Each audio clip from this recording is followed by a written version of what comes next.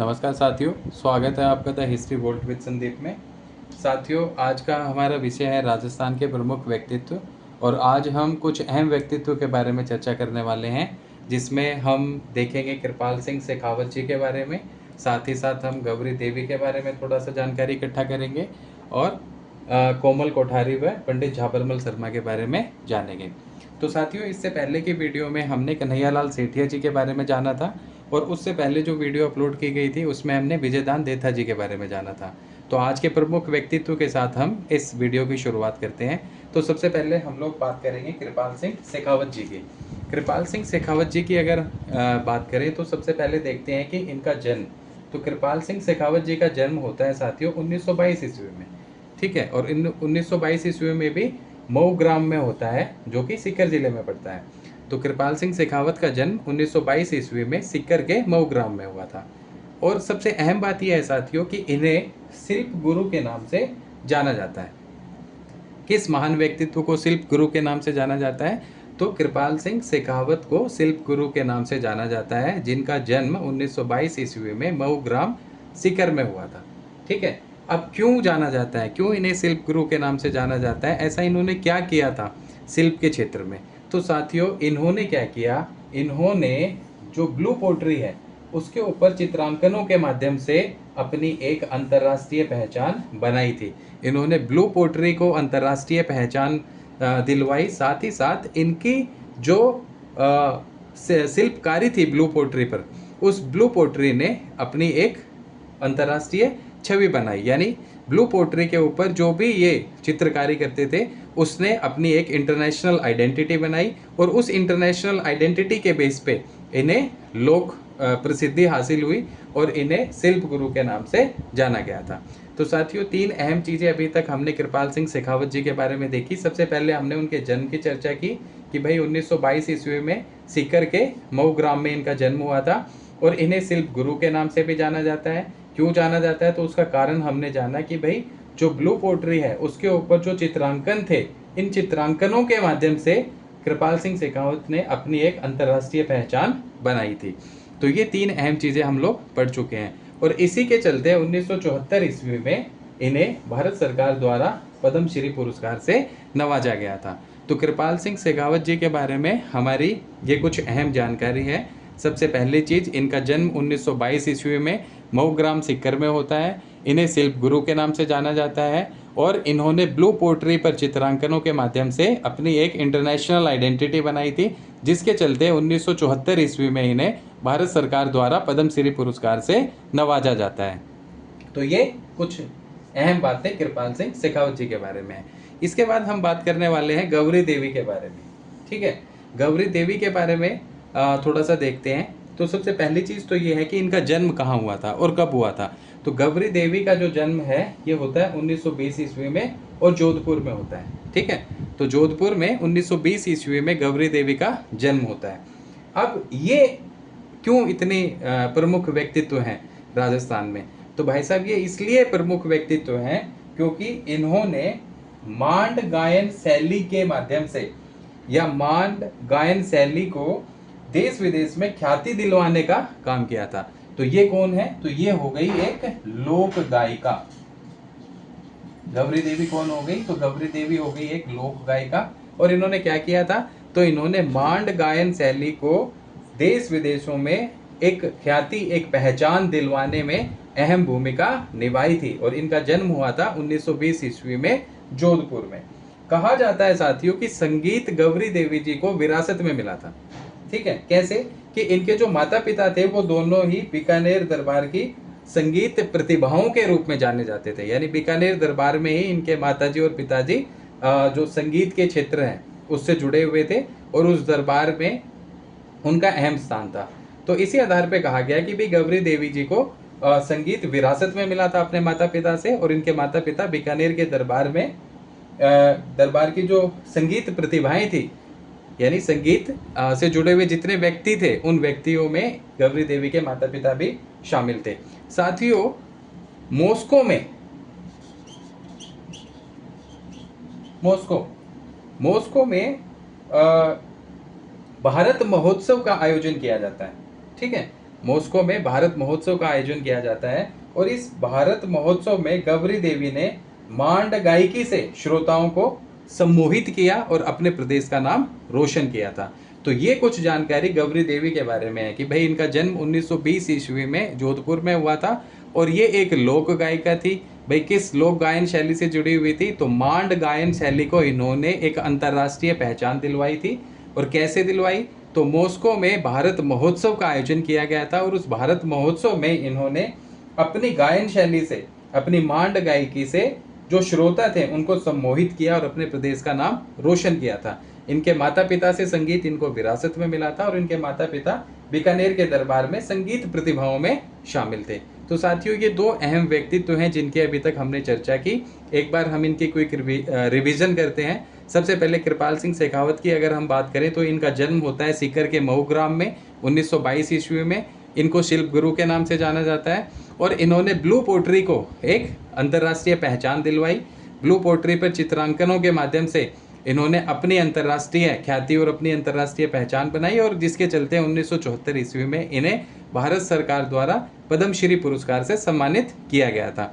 वहीं पे गौरी देवी की चर्चा करें तो इनका जन्म 1920 ईस्वी में होता है जोधपुर में और ये लोक गायिका थी, यानी ये मांड गायन शैली से संबंधित लोक गायिका थी और इन्होंने मांड गायन शैली को अंतर्राष्ट्रीय ख्याति दिलवाई थी।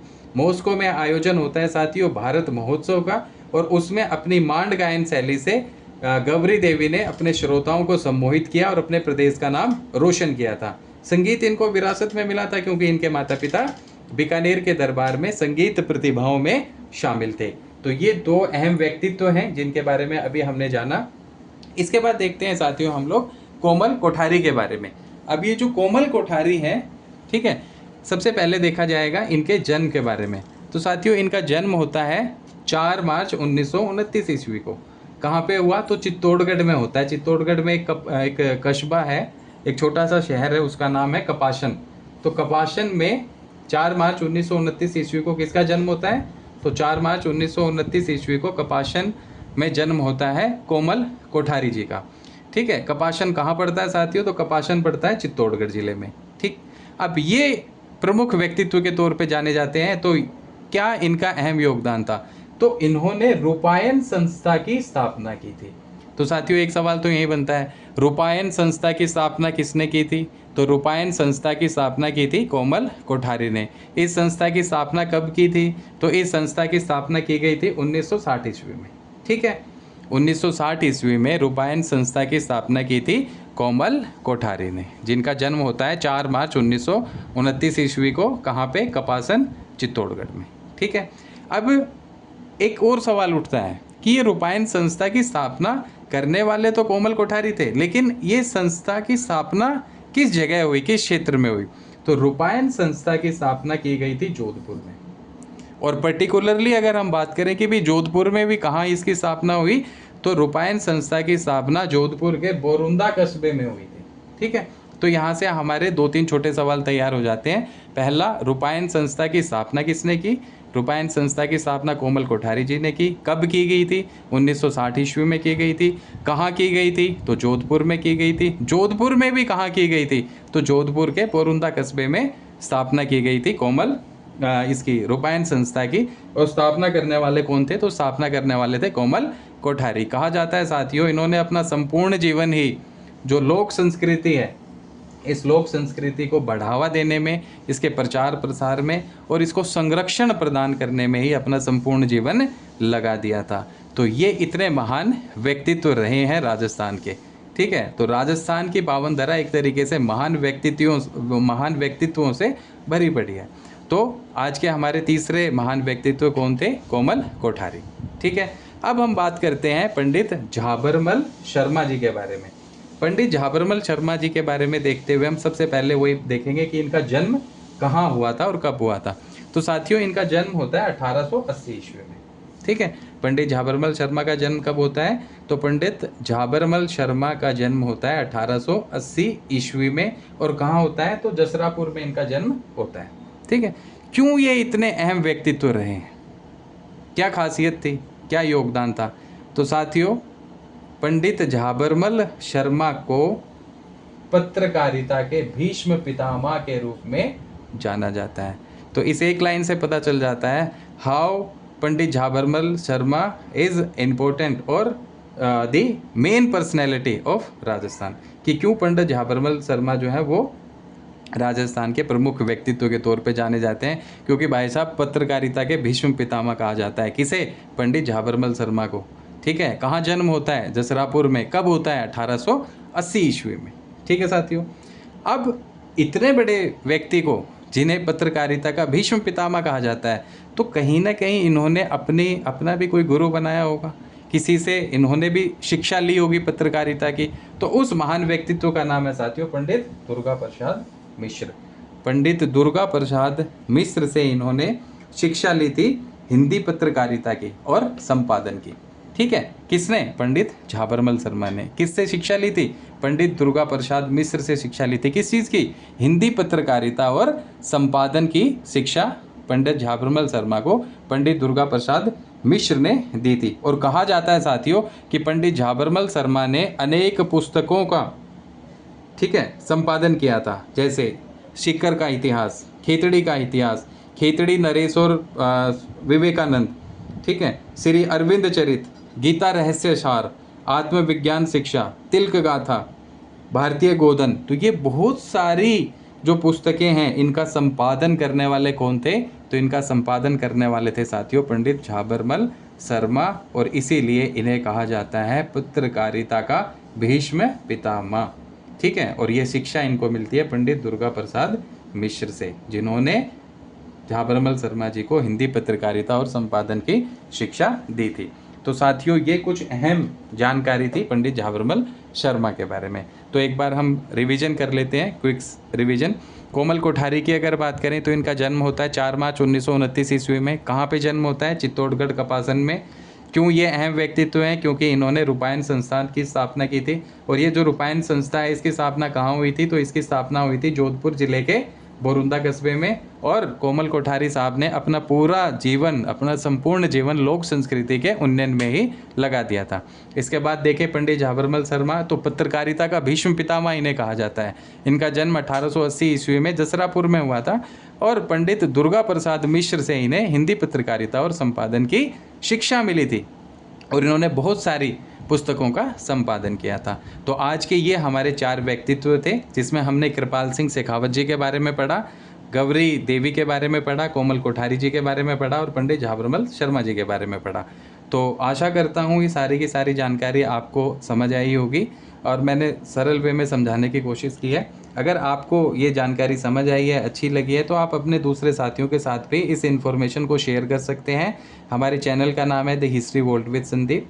प्लीज़ चैनल को सब्सक्राइब कीजिए और वीडियोस को लाइक कीजिए। आपके कमेंट का इंतज़ार रहेगा, तो आप कमेंट भी कीजिए। और जल्द ही और कई सारी वीडियोस अपलोड होने वाली हैं। इससे पहले के 4 वीडियोस ऑलरेडी अपलोड हो चुके हैं, जिसमें हमने राजस्थान के जो अहम व्यक्तित्व हैं उनको कवर करने की कोशिश की है। तो साथियों आज के लिए इतना ही, धन्यवाद। जल्दी ही मिलते हैं नेक्स्ट वीडियो में।